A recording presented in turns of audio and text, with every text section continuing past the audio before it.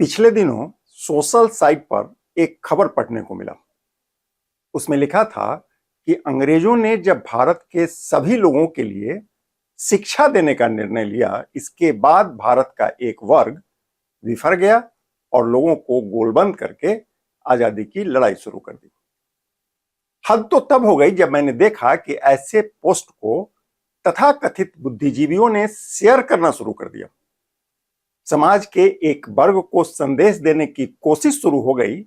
कोशिश ये कि यदि अंग्रेज नहीं आए होते तो भारत का एक बड़ा वर्ग शिक्षा से महरूम रह जाता। जबकि सच्चाई ये है कि जो लोग शिक्षा देने के लिए आज अंग्रेजों का गुणगान कर रहे हैं, दरअसल शिक्षा के क्षेत्र में उनके पिछड़ जाने का सबसे बड़ा कारण ब्रिटिश इंडिया की एजुकेशन पॉलिसी ही थी। यह जानकारी आज भी ब्रिटिश इंडिया के सर्वे रिपोर्ट में मौजूद है। इसको स्वयं अंग्रेज अधिकारियों ने लिखा है। आज हम इसी विषय पर विस्तार से बात करेंगे। ताज्जुब की बात यह कि जो लोग ब्रिटिश इंडिया के शासनकाल में शिक्षा से वंचित रह गए, आज वही लोग इसके लिए अंग्रेजों का महिमा मंडन कर रहे हैं। दरअसल यह हमारे कुंठित और गुलाम मानसिकता का परिचायक है। आश्चर्य तब और अधिक बढ़ गया जब मैंने देखा कि गलत सूचनाओं को शेयर करके वायरल करने वालों में से कई लोग उच्च शिक्षा प्राप्त हैं, लेकिन कुंठा के दलदल में इस कदर धंसे हैं कि इनको सच्चाई दिखाई नहीं देता। प्रचारित भ्रम को ज्ञान का आधार समझने वाले दोस्त और दुश्मन में अंतर नहीं समझ पा रहे हैं। यानी वो कारण है जिसकी वजह से हम गुलाम हुए थे। इस वीडियो में आपको कई जानकारी मिलने वाली है। आप अंत तक हमारे साथ बने रहिए। वीडियो पसंद आए तो एक लाइक जरूर कर दीजिएगा। यदि आपने इस वीडियो को शेयर कर दिया तो अधिक से अधिक लोग इसको देख पाएंगे। मुझे आपके प्रतिक्रिया का भी इंतजार रहता है। लिहाजा यदि आप कमेंट करते हैं तो मुझे भी आपका विचार जानने और समझने का मौका मिल जाता है।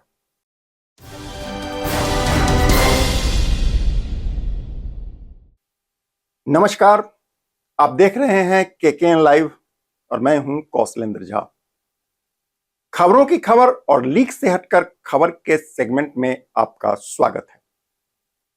सीधे मुद्दे पर आते हैं। बात 1850 की है। उन दिनों भारत के करीब 6 लाख गांवों में 7,32,000 गुरुकुल काम कर रहा था। यानी प्रत्येक गांव में एक या एक से अधिक गुरुकुल चल रहा था। गुरुकुल में उन दिनों बिना किसी भेदभाव के सभी को मुफ्त में शिक्षा देने का प्रावधान था। आपको जानकर हैरानी होगी कि 1850 तक भारत के 98% से अधिक लोग शिक्षित हुआ करते थे, जबकि आजादी मिलने के बाद यानी 1951 में भारत की साक्षरता दर घटकर मात्र 12% रह गया था। यह जानकारी उन लोगों के मुंह पर तमाचा है जो कहते हैं कि अंग्रेजों की वजह से भारत में सभी को शिक्षा प्राप्त करने का अवसर मिला। दरअसल यह भारत के समृद्ध इतिहास को बदनाम करने वाला एक नैरेटिव है और अनजाने में इसको भारत के लोग ही चला रहे हैं। जो लोग अनजाने में शिक्षा के लिए अंग्रेजों का महिमा मंडन करते हैं, उन लोगों को अंग्रेजों के द्वारा बनाई गई इंडियन एजुकेशन एक्ट को एक बार पढ़ लेना चाहिए। यह 1858 में बनाया गया था। यानी 1857 के क्रांति के ठीक एक साल बाद इंडियन एजुकेशन एक्ट की ड्राफ्टिंग लॉर्ड मैकाले ने की थी। इसको आज भी लोग मैकाले एजुकेशन पॉलिसी के नाम से जानते हैं। ताज्जुब की बात यह है कि कुछ मामूली संशोधनों के साथ आज भी भारत में मैकाले का बनाया हुआ एजुकेशन पॉलिसी ही चल रहा है।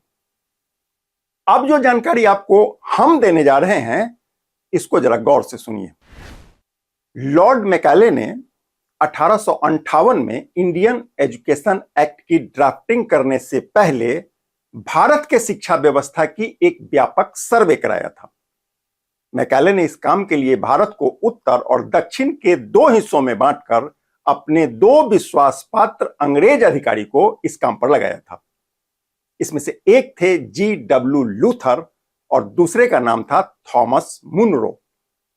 लूथर को उत्तर भारत और मुनरो को दक्षिण भारत का कमान दिया गया था।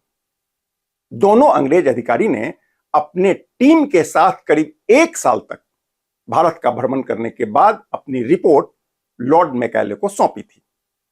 आप जानकर हैरान होंगे कि लूथर ने अपनी रिपोर्ट में लिखा है कि उत्तर भारत के 98% लोग शिक्षित थे, जबकि मुनरो ने अपनी रिपोर्ट में लिखा है कि दक्षिण भारत में 100% लोग शिक्षित थे, यानी 100% लोग शिक्षित थे।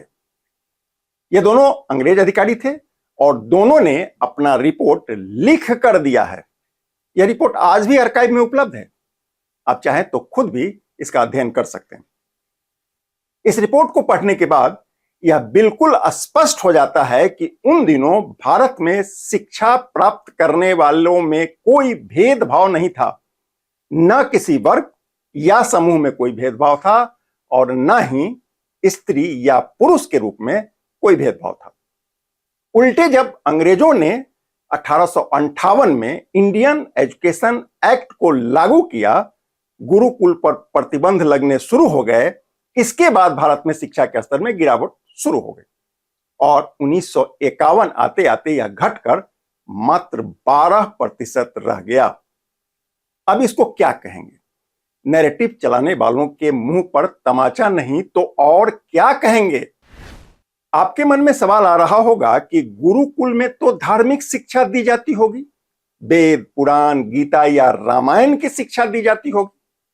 आप एक बार फिर चौंक जाएंगे। दरअसल हमारे गुरुकुल में कुल 50 विषयों की विशद शिक्षा दी जाती थी। इसमें अग्नि विद्या, वायु विद्या, जल विद्या, इसके अतिरिक्त अंतरिक्ष विद्या, स्पेस टेक्नोलॉजी की जानकारी देने की व्यवस्था थी। ये उन दिनों की बात है। इसी प्रकार पृथ्वी विद्या यानी भूगर्भ शास्त्र, सौर विद्या यानी सोलर एनर्जी और चंद्रलोक विद्या यानी लूनर विज्ञान की जानकारी गुरुकुल में दी जाती थी। हमारे गुरुकुल में मेघ विद्या यानी वाटर फोर्स के अतिरिक्त पदार्थ, विद्युत विद्या यानी आज की भाषा में कहें तो बैटरी बनाने का ज्ञान गुरुकुल में दिया जाता था। सृष्टि विद्या यानी स्पेस रिसर्च, खगोल विद्या यानी एस्ट्रोनॉमी, भूगोल विद्या यानी ज्योग्राफी, इसके साथ काल विद्या यानी टाइम की जानकारी भी उन दिनों दी जाती थी। इसी प्रकार गुरुकुल में भूगर्भ विद्या, रत्न और धातु विद्या, प्रकाश विद्या और यज्ञ विद्या की जानकारी दी जाती थी। इतना ही नहीं बल्कि गुरुकुल में आकर्षण विद्या यानी ग्रेविटी की जानकारी भी दी जाती थी। आपको जानकर हैरानी होगी कि विज्ञान को ग्रेविटी की जानकारी मिलने से बहुत पहले हमको ग्रेविटी की जानकारी थी। गुरुकुल में ग्रेविटी पढ़ाया भी जा रहा था। क्योंकि हमको ग्रेविटी की जानकारी बहुत पहले ही मिल गई थी, इसलिए हमने बहुत पहले ही विमान का निर्माण भी कर लिया था। गुरुकुल में विमान विद्या और तार विद्या यानी कम्युनिकेशन की पढ़ाई उन दिनों हुआ करती थी।